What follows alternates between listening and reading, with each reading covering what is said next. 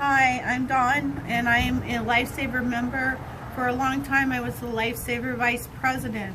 Although, by law, Larry Brown could not have removed me as Vice President, he did. And I want to explain to you why he did it and why he continues to persecute myself and other individuals who are trying so hard to do certain things. The first thing we're trying to do is save our records. This is important. The records where our records are stored is in a storage that Larry Brown has not paid since November of last year. Okay? So he hasn't physically given money so that we can pay the storage. I have been paying the storage along with one or two other members who've helped me. Walter Newmeyer is one of them. Angie Cardoza, Rose Flores, and several other members have gotten together and helped me, including Carmen, who is here with me right now, and other people to try to save those records. And we need those records for court. They are original files. This means those applications that you people filled out, along with the county documents that we went and pulled that you spent $250 for, that is what is in that storage that I have here. Okay? I have talked to somebody else, that's Nigel Johnson, who informed me just recently, which is 2 days ago, that Larry Brown has not paid the storage where we had sent the records to the attorney copies this month. And there's been multiple months that he hasn't paid, and Nigel Johnson has come out with the money from his own pocket.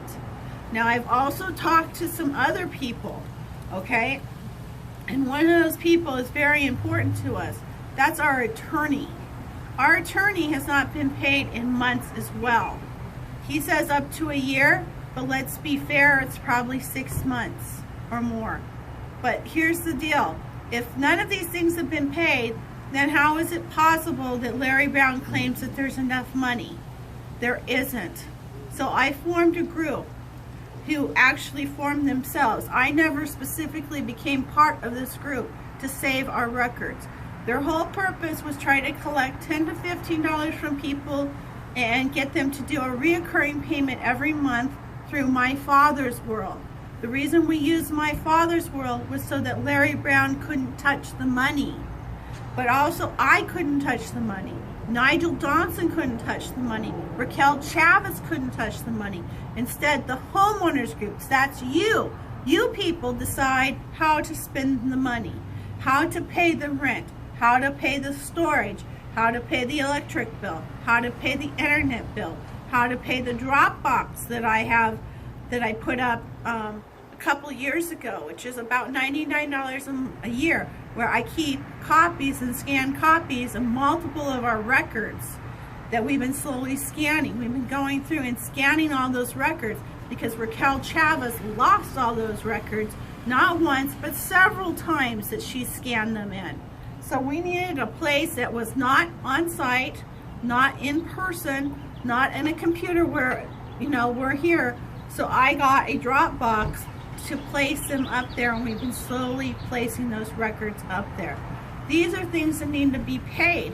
When we go down to court, I spend money on gasoline. I spend money on paying the people who drive with me, who are my witnesses in court, which are very important. The reason they're important is the last 3 court times we've almost had our case dismissed. Now, this is not in the appellate court where Larry is fighting the injunction. That is a separate issue. This is in Superior Court. If our case gets dismissed in Superior Court, then the appellate court means nothing because that automatically gets dismissed. Those are important facts for you to know. What's important is on the 4th of April, we received an order from the judge that said that if Brian Jacobs, the plaintiff's lawyer, does not appear in person, our case will be dismissed. This is this Thursday on the 27th, or not the 27th, I'm very sorry, the 24th of this month, May 24th. We had a hearing on the 17th of this month, May 17th, which I went to, which was only a couple of days ago. And in that hearing, The banks tried everything they could to get the judge to dismiss the case. Right now, we're on the verge of either winning or losing. And we win or lose based on the details, based on the little things, not the big things. Has Larry Brown got us this far? Yes. Has he been able to keep us in court? Absolutely. Do I respect him for that? Yes, I do. But I've had it with the other crap from him. We need a leader that's stable. We need a leader that's not going to break and not going to go to pettiness, and instead recognize when people are trying to help and embrace that help. And that's what this group was doing, is it's trying to help save the records.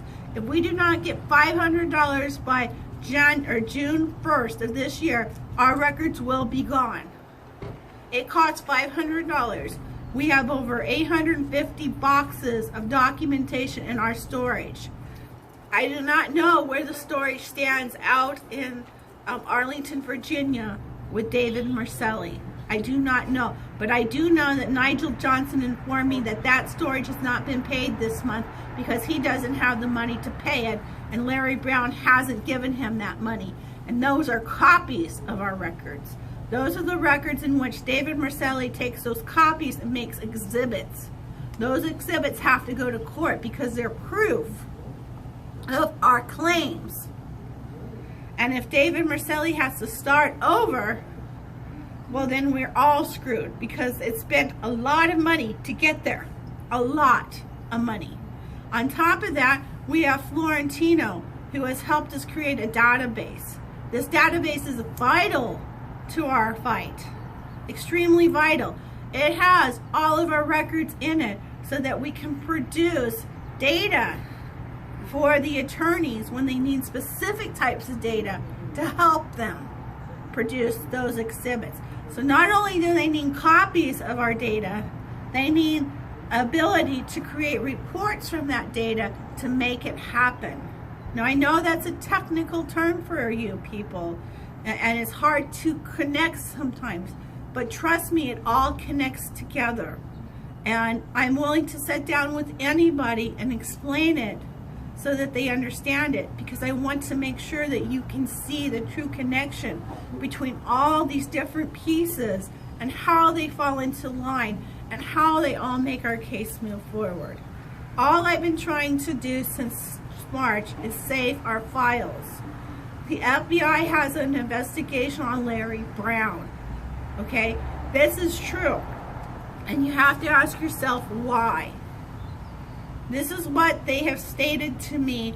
Larry Brown has stated this in phone calls to you.